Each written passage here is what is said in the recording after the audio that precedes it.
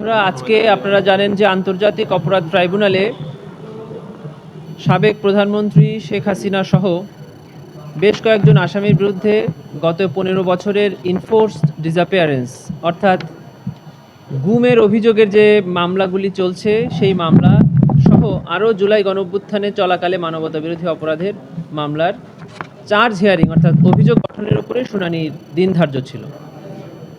প্রসিকিউশনের পক্ষ থেকে আগেই অভিযোগ গঠনের উপরে শুনানি সমাপ্ত হয়েছে। আজকে একটি মামলায় চার্জ গঠনের জন্য তারিখ নির্ধারিত ছিল। ওই মামলাটি আগামী 18 ডিসেম্বর আদেশ প্রদান করবেন মর্মে ট্রাইব্যুনাল জানিয়েছেন।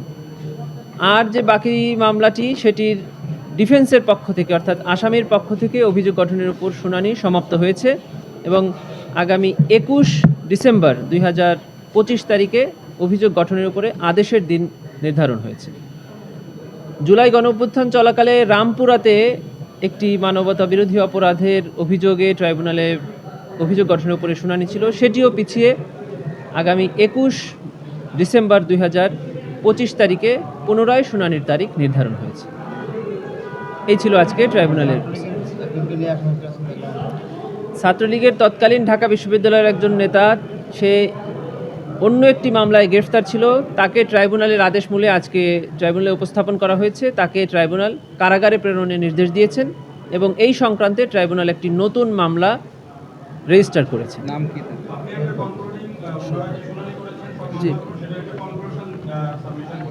আচ্ছা, জি, ডিফেন্সের পক্ষ থেকে ইনফোর্স ডিসঅ্যাপিয়ারেন্স মামলায় বেসিকলি যে গ্রাউন্ডটা আনা হয়েছে সেটা হলো যে ওই পার্টিকুলার অ্যাকিউজড পারসন ভিকটিমদেরকে যখন অ্যাবডাক্ট করা হয়েছে, অপহরণ করা হয়েছে, তখন ওনারা কেউ দেশে ছিলেন না, কেউ দায়িত্বে ছিলেন না, কেউ রিটায়ার্ড করেছেন, এই ধরনের আর্গুমেন্ট করেছেন।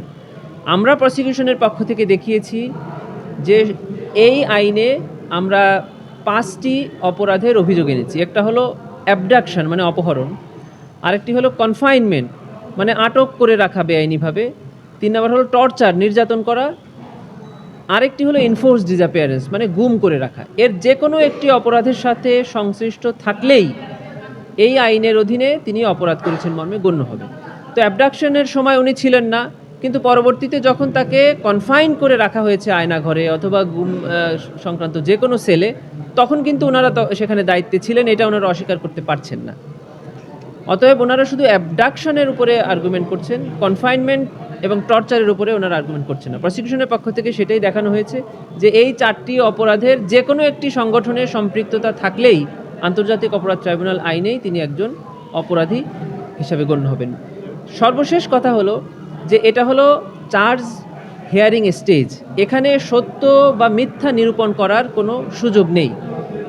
আসামির পক্ষ থেকে যা যা বলা হচ্ছে সব কিছুই হলো এই মামলার মেরিটকে টাচ করে, আর যখন মেরিটকে টাচ করে তখন এটা ট্রায়ালে ডিসাইড হবে যে আদৌ উনি দোষী কিনা নির্দোষ। ট্রায়ালে যদি ওনাদের কেস প্রমাণ করতে পারে অথবা প্রসিকিউশন তাদের কেস প্রমাণ করতে ব্যর্থ হয় তাহলে ওনারা খালাস পাবে, আর প্রসিকিউশন যদি তাদের কেস প্রমাণ করতে পারে তাহলে ওনাদের বিরুদ্ধে শাস্তি প্রদান করবে ট্রাইব্যুনাল। এটাই হলো আজকের আর্গুমেন্টের বিষয় ছিল যে এই স্টেজে এই ম্যাটারগুলো ডিসাইড করার সময় আসেনি, এগুলো চার্জ যদি ফ্রেম হয় তাহলে ট্রায়াল স্টেজে গিয়ে নির্ধারিত হবে।